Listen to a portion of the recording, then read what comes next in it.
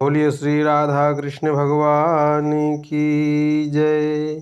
श्री बांके बिहारी लाल की जय। जय जय श्री राधा रमन, जय जय नवल किशोर, जय गोपी चित चोर प्रभु, जय जय माखन चोर। वंशी विभूषित करा नवनीरदाभा, पीताम्बरादरुण बिम्बफलाधरोष्ठात्, पूर्णेन्दु सुंदर मुखादरविन्दु नेत्रात्, कृष्णात् परं किमपि त्वमहं न जाने। सीतारात समारंभा श्री रामानंदाय मध्यमाम्, अस्मदाचार्य पर्यन्तां वंदे श्री गुरु परंपराम्। ब्रह्मा जी का मोहभंग की कथा यहाँ पर आप श्रवण करेंगे। प्रभु ने ब्रह्मा जी का जो है मोहभंग किया और यहाँ पे बहुत सुंदर कथा आप श्रवण करेंगे। ग्वाला जब गैया चराने जाते हैं ना, तो अपना कलेवा बांधकर साथ में ले जाते हैं और जहाँ कोई अच्छा सा स्थान देखा गायों के चरने के लिए स्वतंत्र छोड़ दिया और अपने कलेवा की पोटली को किसी वृक्ष की शाखाओं से लटका दिया। जो वृक्ष होते हैं उनकी डालों से उस कलेवा को यानी कि भोजन जो रहता है उसको बांध देते हैं और फिर आपस में वह खेलते हैं। तो जब सब ब्रजवासी अघासुर के मुख से बाहर निकले तो बोले, कन्हैया आज तेरी कृपा से हम सब बच गए, नहीं तो हमारा तो नाश्ता है गयो तो। पर लाला अब हमको बड़ी जोर से भूख लग रही है। भगवान बोले, तो निकारो अपनो अपनो कलेवा उतारो। यदि ब्रजवासी अघासुर के मुख में कलेवा अपने साथ ही रखते तो सारा कलेवा खराब हो जाता, विषैला हो जाता, परंतु अघासुर के मुख से बाहर आकर फिर वह कलेवा जो वृक्षों की शाखाओं में लटका हुआ था उससे सबने उतारा। कन्हैया बोले, चलो यमुना तट पर बैठकर भोजन करेंगे। सबको लेकर यमुना तट पर पधारे। यमुना जी की सुंदर सुंदर कोमल कोमल बालू के ऊपर भगवान जाकर विराजमान हो गए और ब्रजवासी चारों तरफ से गोल चक्र बनाए करके बैठ गए। एक छोटा चक्र, फिर दूसरा बड़ा चक्र, फिर तीसरा बड़ा चक्र। ये शाखाओं के बीच का रासमंडल है। एक तरफ भगवान मुख करते हैं तो दूसरा पीछे से खींचता है, हे कन्हैया मेरी तरफ मुँह कर। तो भगवान चारों तरफ मुँह करके बैठे हुए हैं और प्रत्येक ग्वाला को लगता है कन्हैया मेरे साथ भोजन कर रहा है। सबको भगवान के सम्मुख मुख कमल की शोभा का दर्शन हो रहा है। भगवान किसी को भी विमुख नहीं होने देते, क्योंकि जिस ओर पीठ होगी वही ब्रजवासी असंतुष्ट होंगे। इसलिए सबको लग रहा है कि हमारी तरफ मुँह किए हैं। भोजन प्रारंभ हो गया। कैसे भोजन हो रहा है? श्री सुखदेव बाबा के शब्दों में आइए हम सब दर्शन करते हैं कि बिभ्रद व्रेणु जठर पटयो श्रृंग वेत्रे च कक्षे, वामे पाणो मृषण कबलम तत्फलान्यंगुलीषु, तिष्ठन् मध्ये स्वपरिसुहृदो हासयन्नर्मभिस्वे, स्वर्गे लोके मृषति बुभुजे यज्ञ भोग बालकेली। भगवान भोजन करते समय अपने पीताम्बर को उतारकर कमर में बांध लेते हैं और कमर में बंधे हुए उस पीताम्बर में एक तरफ संगी और एक तरफ बंसी को डाल लेते हैं। एक बेत्र अर्थात डंडा भोजन करते समय अपने बगल में धर लेते हैं। डंडे को बाएं हाथ की हथेली पर दही भात यानी चावल और दही का मिश्रण कवल बना लेते हैं, मतलब कौर बना लेते हैं। कुछ ब्रजवासी पत्ते तोड़ लाते हैं, पत्तों में परोस कर पा रहे हैं, पर हमारे गोविंद तो करपात्री बनकर भोजन पा रहे हैं।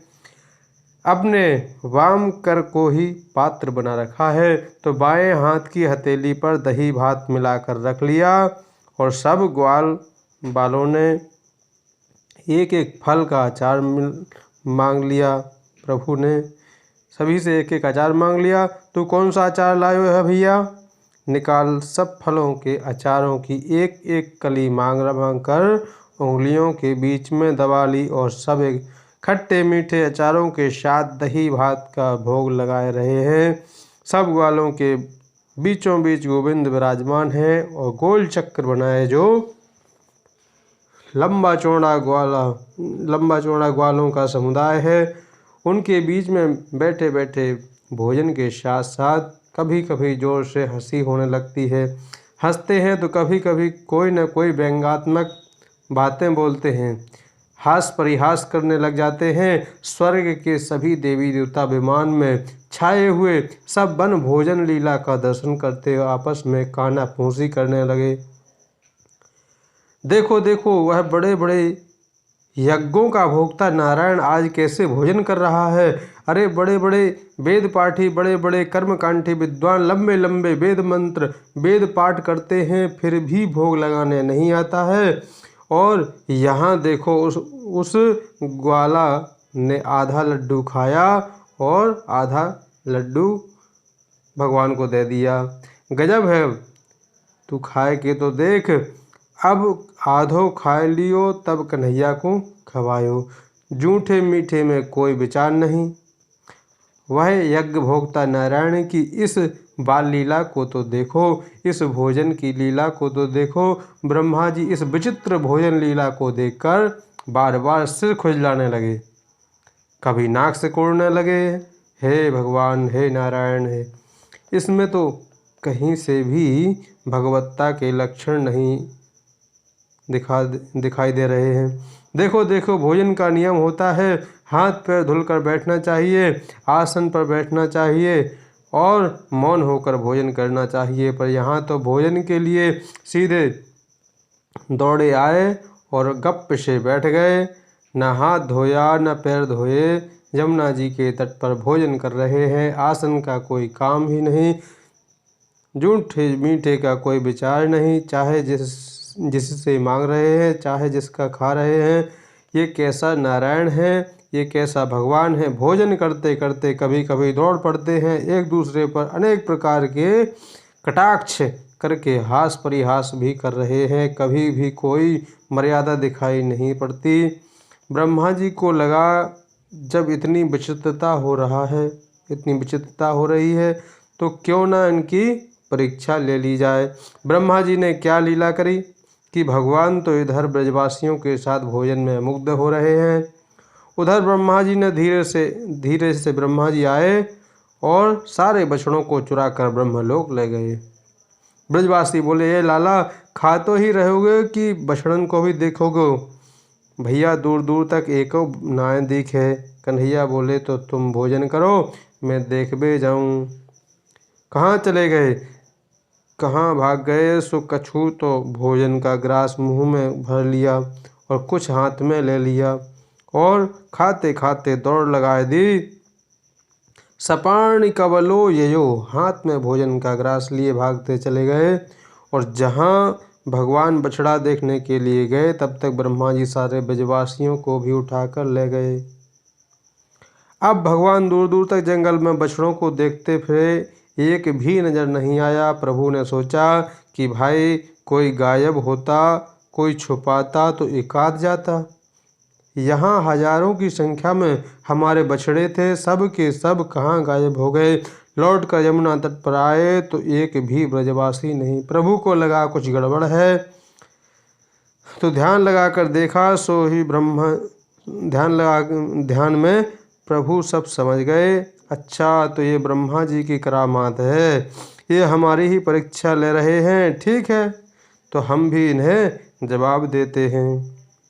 तो जो जिस विषय का विद्वान हो उसे उसी विषय में प्रभावित किया जाए, तो वह पांडित्य है। व्याकरण का विद्वान हो उसे व्याकरण की व्युत्पत्तियों से ही प्रसन्न और प्रभावित किया जाए, तब वह आपकी योग्यता को मानेगा। वेद पाठी है तो उसे वैदिक मंत्रों से प्रभावित किया जाए तो वह आपको मानेगा। तो भगवान को लगा कि ब्रह्मा जी सृष्टि करने के विशेषज्ञ हैं, सृष्टि करता है, तो हम इन्हें नई सृष्टि करके आज दिखाते हैं, इन्हीं के विषय में इन्हें प्रभावित करते हैं। भगवान ने लीला रची, जितने ब्रजवासी थे भगवान उतने ही बनकर तैयार हो गए, जितने बछड़े थे भगवान उतने ही बछड़े बनकर तैयार हो गए। ब्रह्मा जी की सृष्टि बछड़ा और ब्रजवासियों की जैसी थी, भगवान ने लगभग ज्यों की त्यों एक नई सृष्टि अपने रूप की प्रकट कर दी। भगवान ने केवल शरीर मात्र नहीं बनाया, जो ब्रजवासी जैसा डंडा लिया था, जैसा कपड़ा पहनकर आया था, वही कपड़े भी भगवान बन गए। जो ब्रजवासी अपने हाथ में जैसा डंडा लेकर आया था, वह डंडा भी भगवान बन गए। सर्वम विष्णुमयम जगत, आज ये महाकाव्य भगवान ने चरितार्थ कर दिया। यावत वत्स पवत्स काल्पक वपुर यावत कराघ्रादिकम, यावत यष्टि विषाण वेणुदल से यावत विभूषाम्बरम, यावत क्षील गुणाभिधाकृतिवयो यावत विहारादिकम, सर्वं विष्णुमयं गिरोंगवदजा सर्वस्वरूपो बभो। केवल 5 भौतिक शरीर बना लेते, कपड़े मात्र बना लेते, और कहीं स्वभाव वैसा ना होता तो पकड़े जाते। अरे पहले तो हमारा बच्चा बड़ा सुशील था, पर आजकल बड़ा उद्दंड हो गया है, तो स्वभाव भी तो वही होना चाहिए, वही शील स्वभाव, वही अवस्था, वही प्रकृति, वही विचारधारा, अर्थात सूक्ष्माति सूक्ष्म कोई कितना भी चिंतन करे और तो और यदि अंगूठा भी लगावे तो रेखा भी वही है। भगवान ने इतनी बारीकी से ब्रजवासियों की यथावत जो बनाया कि स्वयं विधाता ब्रह्मा जी भी चक्कर में पड़ गए कि असली कौन है और तो और नकली कौन है। तो स्वयं विशेषज्ञ भी जब नहीं पकड़ पा रहा तो सर्वसाधारण कोई क्या पकड़ पाएगा। तो 4 घंटे के लिए नहीं बने, वरना 1 वर्ष पर्यंत भगवान ब्रजवासी और बछड़े बने। अपने घर भी आ रहे हैं और बन भी जा रहे हैं। अरे और की तो कहें क्या, स्वयं भगवान के बड़े भाई संकर्षण बलराम जी भी नहीं समझ पाए। 1 साल के बाद बलराम जी की समझ में बात आई, वह भी कब, जब मैया का आदेश था बछड़ा ज़्यादा दूर तक चरावे मत जाना। पर आज बछड़े चराते भगवान दूर निकल गए, तो गोवर्धन के शिखर पर जो गायें चर रही थीं, उन गायों ने जब अपने नन्हे नन्हे से बछड़ों को अपने पास आते देखा तो वात्सल्य की अधिकता में सब मुंह उठाकर दौड़ पड़ी। अब जो बड़े बड़े ग्वाला थे सब लाल पीले हो गए। इन बच्चों को कितना समझा के लाए थे कि बछड़े इतनी दूर तक मत लाना, अब सब गैयां जाकर चुखा जाएंगी। सो लाल पीले हुए सबरे ग्वाला ले ले डंडा दौड़े, अब इन बच्चों की खबर अभी लेते हैं। गायें मुंह उठाकर भाग रही हैं, ग्वाला डंडा लिए उन बच्चों को डांटने के लिए दौड़ रहे हैं। पर जैसे ही आए, गायों ने बड़े बड़े बछड़ों को भी दूध पिलाना प्रारंभ कर दिया, और जो ग्वाला मारने के लिए डंडा लिए आ रहे थे वह बच्चों को गोद में लेकर खिलाए लग गए। सब क्रोध भूल गए। दाऊ जी ने जब ये प्रेम की विचित्र स्थिति देखी कि भाई गायों का बछड़ों में प्रेम होता खूब देखा है, पर इतना प्रेम हमने आज तक कभी नहीं देखा। गायों ने जहाँ एक झलक अपने बछड़ों की देखी तो पहाड़ से बिना मार्ग देखे एकदम दौड़ पड़ी, और जो ब्रजवासी क्रोध में भरे भरे कर आ रहे थे कि इन बच्चों को अभी देखते हैं, और जब अपने सामने बच्चों को देखा तो डंडा फेंककर सबको गोद में खिलावे लग गए, प्यार दुलार देने लगे। आजकल तो ऐसे लग रहा है जैसे वृंदावन में प्रेम की बाढ़ आ गई हो। तब दाऊ जी ने अपनी दिव्य दृष्टि से ध्यान लगाकर देखा कि आजकल इतना प्रेम क्यों बढ़ रहा है। सो जिसका ध्यान करे उसी में कन्हैया मुस्कुरावे। अपनी दिव्य दृष्टि से बछड़ों को देखें तो बछड़ों में भी कन्हैया, ग्वालों को देखें तो ग्वालों में भी कन्हैया।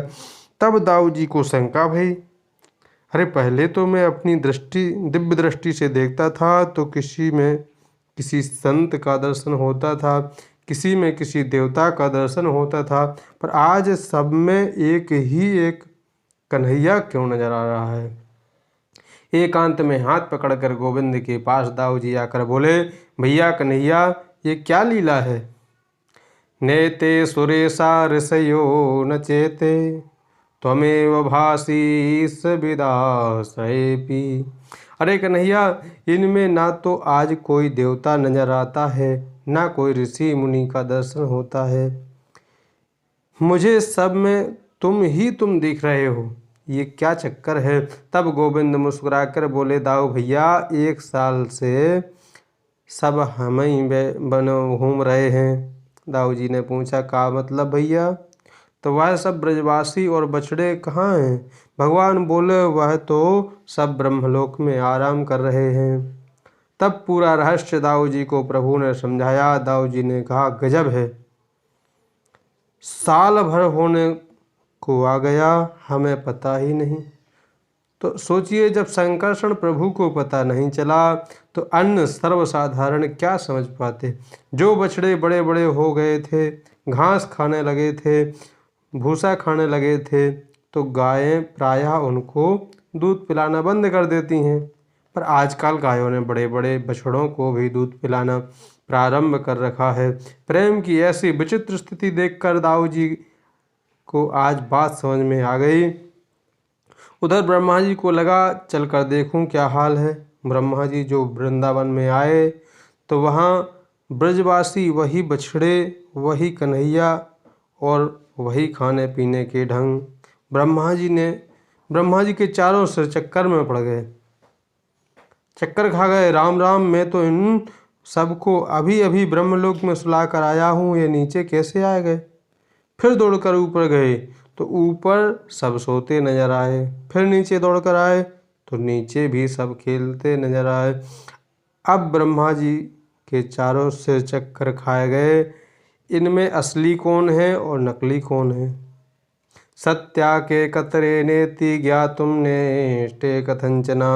ओहो, समझ गया, ये चमत्कार प्रभु नारायण के अतिरिक्त कोई नहीं दिखा सकता। इसका मतलब है कि श्री कृष्ण साक्षात परमात्मा है। अरे राम राम, परम पिता प्रभु की मैंने परीक्षा ली। अरे भाई, बड़े लोग छोटों की परीक्षा लेते हैं, गुरुदेव शिष्य की परीक्षा लेते हैं। शिष्य को क्या अधिकार है जो गुरुदेव की परीक्षा ले लेवे। मैंने प्रभु नारायण की परीक्षा ली, चलो माफ़ी मांगनी चाहिए, गलती बहुत बड़ी हो गई। परमात्मा जिज्ञासा के विषय हो सकते हैं, परीक्षा के नहीं। अथा तो ब्रह्म जिज्ञासा, जानने की इच्छा तो आप कर सकते हैं, परमात्मा की परीक्षा की क्या योग्यता है हमें। भगवती सती ने परीक्षा ली, उसका क्या परिणाम हुआ। रावण ने परीक्षा ली तो क्या परिणाम निकला। अरे स्वयं परीक्षा लेने वाले ही चक्कर में पड़ जाते हैं। ब्रह्मा जी तुरंत वापस पहुँचे, तुरंत सारे बछड़े ब्रजवासियों को वापस लेकर ब्रह्मा जी वृंदावन धाम पधारे। और आते ही भगवान के श्री चरणों में साष्टांग दंडवत किया। असली ब्रजवासियों और बछड़ों को आते देखकर भगवान ने अपने नकली रूप सब अदृश्य कर दिए। ब्रह्मा जी को चरणों में पड़े जब ब्रजवासियों ने देखा तो बोले, अरे कन्हैया, ये चौमुआ कौन आ गयो। तब से उस क्षेत्र का नाम चौमुआ हो गया। दिल्ली से मथुरा जाने से थोड़ा पहले चौमुआ कस्बा मिलता है। ब्रह्मा जी ने आज चारों मुखों से प्रभु की स्तुति करते हुए 40 श्लोकों में महिमा गाई, बड़े सुंदर स्तुति गाई। बोले, नौमी ढते भ्रवपुषे तृणिदम्बराया गुंजावतंस परिप्रेक्षल सन्मुखाया वन्यस्त्रजे कबलवेत्र विषाण वेणु लक्ष्मी श्रिये मृदुपते पशुपांगजाया। हे स्तुति करने योग्य प्रभु, मैं आपको बारंबार प्रणाम करता हूँ। आपका जो श्याम वपु है, श्याम रंग जो है, ये अनंत का वाचक है। जल की यथा राशि सागर देखो नीला नीला सा नजर आएगा। आकाश की अनंत गहराई को ध्यान से देखो, नीला नीला नजर आएगा। तो जैसे आकाश अनंत है इसलिए नीला है, जल की राशि अनंत है इसलिए नीली है, ऐसे ही भगवान सगुण साकार विग्रह धारण करके भी अनंत हैं, इसलिए भगवान का नील वर्ण है। नील सरोरुह नीलमणि नील नीलधर श्याम। भगवान की दिव्य नीलमणि की कांति के ऊपर पीत पीतांबर जो भगवान का दमक रहा है, ऐसे लग रहा है कि जैसे पीले नीले नीले नीले मेघमंडलों में बिजली चमक उठी हो। प्रभु आपके कंठ में ये गुंजा की माला, सिर पर मोर का पंख, आपकी चार भुजाओं में एक हाथ में डंडा, एक हाथ में भोजन का ग्रास, एक हाथ में बंसी और एक हाथ में श्रृंगी। ये आपका गोप वेश कितना अद्भुत है। ऐसे है नंदन कृष्ण, आपके श्री चरणों में मेरा बारंबार प्रणाम है। इस प्रकार से ब्रह्मा जी ने बड़ी प्यारी स्तुति की। एक बात तो अति विनम्रता के साथ ब्रह्मा जी ने यहाँ पर कही, सरकार माँ के गर्भ में जब बालक होता है तो उसके हिलने डुलने के पाद प्रहार करने से माँ को बड़ा कष्ट पहुँचता है, पर माँ क्या उस गर्भस्थ शिशु के पाद प्रहार की पीड़ा का बुरा मानती है? क्या उससे बदला लेती है? कदापि नहीं। उसी प्रकार ये अनंत कोटि ब्रह्मांड आपकी उदरस्थ है। ये अनंत कोटि ब्रह्मांड आपके ही उदरस्थ है प्रभु। तो क्या मैं ब्रह्मा भी आपके पेट का बच्चा नहीं? यदि मैंने कोई अपराध कर दिया तो अपना गर्भगत शिशु मानकर ही क्षमा दान दें। उत्क्षेपणम गर्भगतस्य पादयो किम कल्पते मातुरधोक्षजागसे किमस्ति नास्तेभ्यपदे स भूषितम तवास्ति कुक्षे कियदप्यनंता। हे अनंत प्रभु, क्षमा करें, मुझे क्षमा करें। इतना विनम्रतापूर्वक स्तुति करने पर भी भगवान बात नहीं कर रहे, तो ब्रह्मा जी को लगा अपनी प्रशंसा से यदि प्रसन्न नहीं हो रहे तो शायद ब्रजवासियों की प्रसन्नता से प्रसन्न हो जाएं, क्योंकि भगवान ब्रजवासियों से बहुत प्रेम करते हैं। जैसे माँ अपने बच्चे से बहुत दुलार करती है, किसी बात पर माँ नाराज हो जाए तो उसके बच्चे को बढ़िया बढ़िया वस्तुएं ला कर दे दो, बच्चा प्रसन्न हो जाएगा तो माँ अपने आप प्रसन्न हो जाएगी। तो ब्रह्मा जी अब भगवान के भक्त ब्रजवासियों की महिमा गाने लगे। अहो भाग्यम नंद गोप ब्रजोक श्याम यस्मिन् परमानंदम पूर्णम ब्रह्म सनातनम। चारों मुखों से ब्रजवासियों के भाग्य की महिमा गा रहे हैं। कितने भाग्यशाली हैं, कितने भाग्यशाली हैं। कौन इनके परम सौभाग्य की महिमा का वर्णन कर सकता है? अरे स्वयं में विधाता और कई बड़े बड़े देवता जिनकी एक कृपामयी दृष्टि पाने के लिए तरसते रहते हैं। शेष महेश दिनेश गणेश सुरेश हूँ जाय निरंतर ध्यावे। और वही परमात्मा इस वृंदावन में ताहि अहीर की छोहर या छछिया भरी छाँच पर नाच नचावे। उसी परम तत्व को ब्रज की ग्वालिनियाँ कहती हैं, कन्हैया नेक ठुमका मार के नाच दे, तेरो नाच नीको लाग्यो, अच्छो लाग्यो तो ताजो ताजो माखन खवाऊंगी, छाछ पिवाऊंगी। और तनिक गोपियाँ की छाछ के लिए थोड़ी सी छाछ के लिए कन्हैया ठुमक ठुमक कर नाचते हैं। मेरो नाच पसंद आयो, अब पिवाएगी ना। देवता देख देख कर निहाल हो रहे हैं। देखो देखो, विश्वम्भर को छाछ के पीछे नाचना पड़ रहा है। इस जगन्नाथ प्रभु को देखो किस प्रकार से ब्रजवासियों के कीड़ा मृग बनकर विहार कर रहे हैं। एक बार एक गोपी लाला का दर्शन करने आई। सब अब कोई ना कोई बहाना तो चाहिए, तो मैया के पास आकर लाला के दर्शन के लिए बहाना क्या ढूंढा। बोली मैया बोली कैसे आई। अब सीधी सीधी तो कह नहीं सके कि तेरे लाला को देख भी आई। तो बोली मैया बस ने गोबर की ज़रूरत पड़ी सो गोबर ले भी आई। मैया बोली बाबरी या में पूछवे की का बात है, चली जा गौशाला में तमाम गोबर पड्यो है। तुरंत तिरछी निगाह से लाला की निहारती गौशाला चली गई। टोकरी में गोबर भरती गई और गौशाला में कन्हैया भी पहुंच गए। ये का ले रही है, कितनों ले रही है। अब भगवान भी तो सबकी भावना को समझते हैं। वह जिस उद्देश्य से आई है उसकी पूर्ति के लिए प्रभु भी पहुंच जाते हैं। तो कन्हैया तिरछी निगाह से खड़े खड़े सब देख रहे थे। गोपी गोबर भरती जा रही थी और लाला को निहारती जा रही थी।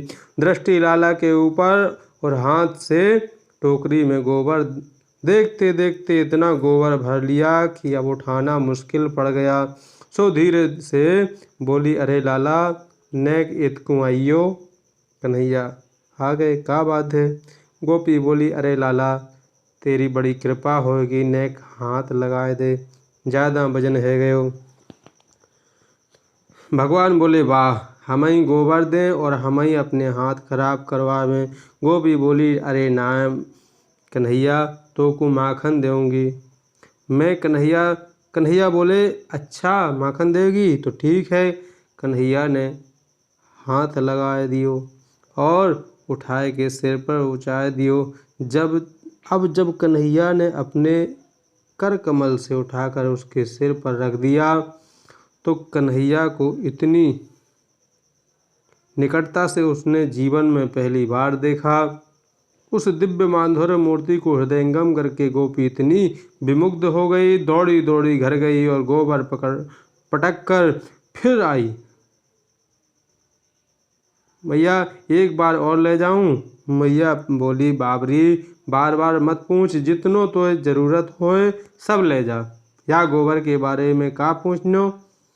फिर भरवे लगी लाला, फिर खड़े हो गए। जब ज़्यादा भर गई फिर बुलायो धीरे से, अरे लाला एक बार और ऊँचाए दे। नैया बोले सुन, हिसाब पक्को होना चाहिए, जितनी बार ऊँचाऊँगो उतने ही माखन के गोला खाऊंगो। अरे हाँ लाला पक्की रही। कन्हैया बोले तो पतो कैसे चलेगो कि हमने कितनी बार ऊँचायो, तेरो का भरोसो कितनी चक्कर लगावे। गोपी बोली तो फिर एक उपाय है। बोले का। बोले तुम जितनी बार ऊँचाओगे उतनी बार गोबर के टीके लगाती जाऊंगी, बाद में गिनकर उतनों ही माखन के लड्डू बनाकर आपको दूंगी, गोला बना के माखन के उतने ही गोले आपको दूंगी। कन्हैया बोले हाँ ये बात तूने ईमानदारी की। कहीं फिर क्या था, ऊँचा दिया। गोपी फिर गई, खाली करके फिर आ गई। अब अनेकों बार उसका आना जाना लगा रहा। ऐसी सुंदर छटा देखने को पहली बार मिल रही है और बार बार आती है, उसका मन ही नहीं भरता। अब इतने गोबर के टीके लगे कि पूरा मुंह गोबर से भर गया। अब कोई जगह भी शेष नहीं रही जहाँ टीका लगाया जा सके। कन्हैया दौड़े दौड़े भीतर आए। अरे मैया देख जो चेहरा दिखायो कि मैया को बड़ी हंसी आई। चौरे लाला ये गोबर गणेश कौन बनाए दियो तो खूँ।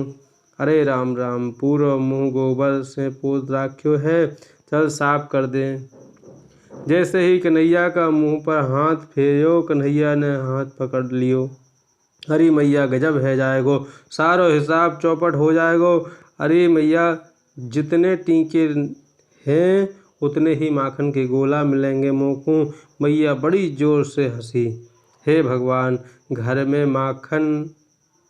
लाखन गैया हैं, दूध दही के हजारन मटका हैं, पर ये दारी को हमेशा माखन कोई लोभी बनो रहे। गोपियाँ ये सब देख देख कर विमुग्ध होती हैं। ब्रह्मादि देवता निहार हो जाते हैं। जय हो प्रभु, परमात्मा का इतना सरलीकरण। जो ब्रज में हुआ है वह कहीं भी संभव नहीं है। इसलिए ब्रह्मा जी आज खुलकर ब्रजवासियों की सराहना करके आघाते नहीं। ब्रह्मा जी तो यहाँ तक बोल गए, प्रभु भले ही आप सर्वसमर्थ हो, परंतु मुझे तो लगता है कि आप इन ब्रजवासियों के ऋण से ऊर्ण नहीं हो सकते। भगवान बोले वह कैसे? ब्रह्मा जी बोले अच्छा बताओ कि आप कैसे ऊर्ण होगे। भगवान बोले मैं अनंत कोटि ब्रह्मांड का अधिनायक हूँ, मैं एक ब्रह्मांड का ऐश्वर्य इन्हें प्रदान करके ऊर्ण हो जाऊंगा। ब्रह्मा जी बोले सरकार, जिसके आंगन में ब्रह्मांड का अधिनायक बाल क्रीड़ा कर रहा हो, उस एक ब्रह्मांड के सुख के लिए क्यों मांगेगा? भगवान बोले अच्छा तो मैं अपना परम धाम इन्हें प्रदान कर दूंगा। ब्रह्मा जी बोले आपने परम धाम किस किस को नहीं दिया? यद्वेषादिव पूतना भी, जो आपको विष पिलाने आई थी पूतना, उसे भी आपने अपने परम धाम को भेज दिया, और वही धाम आप इन ब्रजवासियों को दे देंगे तो क्या विशेषता होगी? भगवान बोले भाई, तो इनके सारे कुटुंब और सारे कुल को अपने धाम में बुला लूँगा। ब्रह्मा जी बोले तब भी ऊर्ण नहीं हो सकते, क्योंकि पूतना के खानदान में भी आपने किसको छोड़ा है? उसे भी तो सपरिवार ही बुला लिया है। बोले सद्वेषादिव पूतनापि सकुला त्वामेव देशा पिता। भगवान बोले तो तुम ही बताओ मैं क्या करूं? ब्रह्मा जी बोले सरकार, आपके पास एक ही उपाय है कि हाथ जोड़कर आप इनसे प्रार्थना करें कि ब्रजवासियों आप अपने ऋण से मुझे ऊर्ण कर दो। तो ये बड़े कृपालु हैं, बड़े दयालु हैं, बड़े सरल हैं, तुरंत आपको अपने ऋण से ऊर्ण कर देंगे। इसके अतिरिक्त आपके पास दूसरा कोई उपाय नहीं है। इस प्रकार से ब्रह्मा जी ने भगवान की बड़ी अद्भुत स्तुति की, पर भगवान ने कोई बात ठीक से नहीं की। अंत तो गत्वा बोले इत्यभिष्टूय भूमानं त्रिपरिक्रम्य पादयो नत्वाभीष्टं जगद्धाता स्वधाम प्रत्यभासत। 3 बार ब्रह्मा जी ने भगवान को प्रणाम किया और फिर विधिवत परिक्रमा देकर अपने धाम को प्रस्थान किया। ब्रह्मा जी के जाते ही असली ब्रजवासियों के साथ आज 1 वर्ष बाद भगवान घर लौटे। तो घर आते ही ब्रजवासी बोले अरे मैया, तेरे लाला ने आज अघासुर मार दियो। भगवान दाऊ जी की तरफ देखकर खूब हंसे। लो 1 साल पुरानी घटना ये बेचारे आज की ही समझ रहे हैं, क्योंकि क्षणार्ध में निरेर भका। वह 1 वर्ष की अवधि ब्रजवासियों को आधे घंटे के समान प्रतीत हुई। ब्रह्मा जी के ब्रह्मलोक में तो 1 दिन कितना बड़ा होता है। पूर्व में ही इस बात का उल्लेख इस ग्रंथ में कर चुके हैं। आधे क्षण के समान वह 1 वर्ष बीत गया। अब मैया के पास कन्हैया आकर बोले मैया, अब तो हम तनिक समझदार रह गए, आप आज्ञा करो तो हम गैया चरावो प्रारंभ कर दें। मैया बोली ठीक है लाला, नेक अच्छो सो मुहूर्त निकलवाए लो पंडित जी से। तब मैया मुहूर्त निकलवाए गई। पंडित जी ने मुहूर्त निकाल दियो। कार्तिक शुक्ल पक्ष की अष्टमी बुधवार के दिन मैया प्रसन्न है गई। कन्हैया कल अष्टमी है, कल से तू जा गैया चरावे। इतने प्रसन्न भये कि प्रभु की खुशी के मारे रात में नींद ही नहीं ली, उनने ठीक से नहीं सोए। और सवेरे होते ही ब्रजवासियों से बोले ब्रजवासियों चलो अब अपन गैया चरावे चलेंगे। ब्राह्मणन को बुलाकर स्वस्ति वाचन कराया, गो पूजन करवाया। फिर समस्त ब्राह्मणों का पूजन प्रभु ने किया, विधिवत किया, और आज से गोपाल बनकर भगवान गोचरण प्रारंभ कर रहे हैं। भगवान ने गोचारण प्रारंभ कर दिया। अपनी बंसी में प्रभु गायों का नाम पुकारने लगे। इसके बाद कालियनांग की और प्रभु ने जो है धेनुकासुर को मारा और भी जितने राक्षसों को मारा है, और गोपाल बन करके गौओं को चराना यहाँ पे प्रारंभ किया है। इसकी कथा आगे के शस्त्र में आप श्रवण करेंगे। तब तक के लिए जय जय गोविंद गोविंद गोपाला, जय जय गोविंद गोविंद गोपाला। मेरो मुरली मनोहर नंदलाला, राधे गोविंद गोविंद गोपाला, राधे गोविंद गोविंद गोपाला, राधे गोविंद गोविंद राधे गोपाल गोपाल, राधे गोविंद गोविंद राधे गोपाल गोपाल, गोविंद गोविंद गोपाल।